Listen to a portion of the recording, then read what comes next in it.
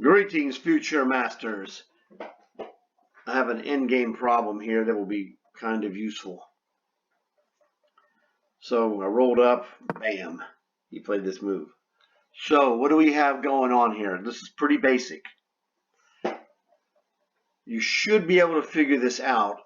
So I would say you should pause the video for maybe up to 5 minutes. If you don't get it in 5 minutes, you're not going to get it because it's one of those things you either kind of understand there's a concept here in this problem, and if you don't know the concept, sitting there for 20 minutes isn't going to help you. You'd be better off to take a shot up to 5 minutes, and then if you don't get it, don't worry about it. It means that you don't know the thing that I'm going to show you, and then you'll know it, and then you'll be able to do these problems like no problem, like I do. So if you're going to pause it, we're going to be back in 3, 2, 1. So in this problem, it's pretty basic. You have 2 pawns. Clearly, to win, we must queen our pawn. Okay, so we cannot allow king takes pawn, obviously. So right off the bat, the situation is we must move the pawn to stop it from being captured. That's fairly obvious, not a difficult move to find. So b5. So now it's white's move. His move is fairly obvious, h4. So white's goal is to queen his pawn. Black's goal is to queen his pawn. So this is where it comes into the play. You see the square of the pawn. And I say it every time because it's the biggest deal. The pawn sits on a square. You count that square, and then you go to the queening square. 1, 2, 3, 4, 5. The square is 1, 2, 3, 4, 5. White has to be in this 5 by 5 square. If he's not in this square, he cannot stop this pawn.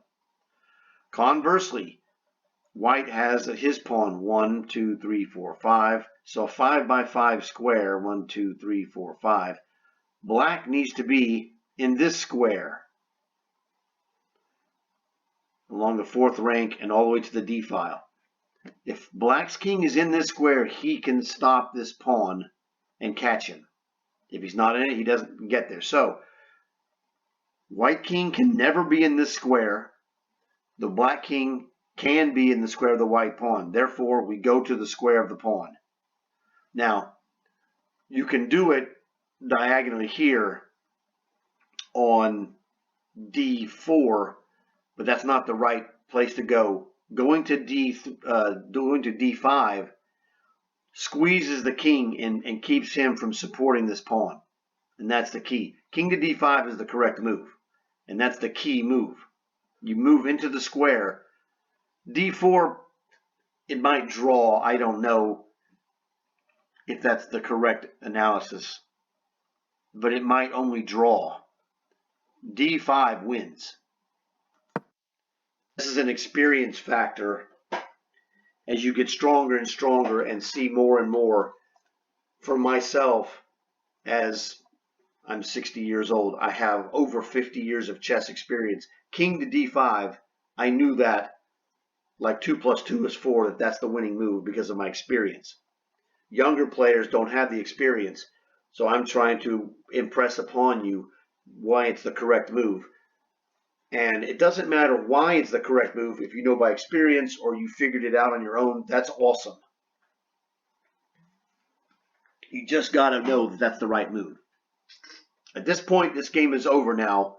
White cannot draw. White cannot win. Black can screw this up, but white can't force anything. He attacks my pawn. He's outside of the square. You're still outside of the square. Outside, still outside. Outside, still outside. I'm going to show you, and that's the thing. It's basically obvious. He moves and we queen. Let me go back in here and I'm going to show you. This is another key element. Okay, so we had this down as 2 pawns. We know that we have to move our pawn. Just straight logic. We can't let him take it. Okay? In these kind of positions, once your king gets in the square of the enemy pawn, you don't have to necessarily move your king because you've already established from a strategic standpoint that you will catch the pawn if he runs. Here, remember, 5 by 5, we have to get in the square, and king d5 is the correct move. So we are in the square. If the white pawn moves, we close down the distance. We go after it. If he doesn't move, he's not threatening to queen, so we're just going to move our own pawn. So, like I said, king threatens to take my pawn. Now he doesn't. King threatens to take my pawn. Now he doesn't. Okay. We don't need to move our king because we are already in the minimum stopping area. And if he moves h5, we would go king e6. h6, king f7. h7, king g7. We catch the pawn. You see what I'm getting at? So you must understand you don't have to move your king when he's in the winning position. If they're not threatening to do something, don't worry about it. You have to play offense and defense, okay? That's probably a better way to put it. So here, white king is offensively attacking our pawn. Defensively, we need to protect it, okay? So this move was a defensive move.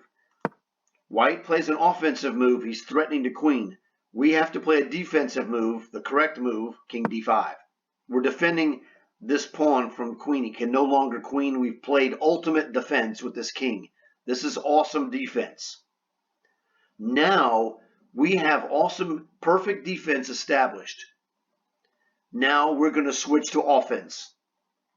And we only play defensive moves in a king and pawn endgame when the other guy is playing an offensive move threatening to cash. So maybe this will help you. He's offensively attacking. We're offensively going to score. He is attacking. We're going to score. We're on offense. We're playing offense. It's like watching a guy trying to catch a guy on a kickoff return in football from behind. Very difficult unless you're faster. And in chess, king's not faster than pawns. There you go. So, good quick little explanation. This should hopefully make your king and pawn endgame play better. Because once you learn the 20 or 30 major nuggets of information, you have the tools to kick butt. So hopefully you enjoy this video. Like it. Tell your friends. Subscribe. You know what to do. Under 8 minutes. Awesome stuff. I'll see you later.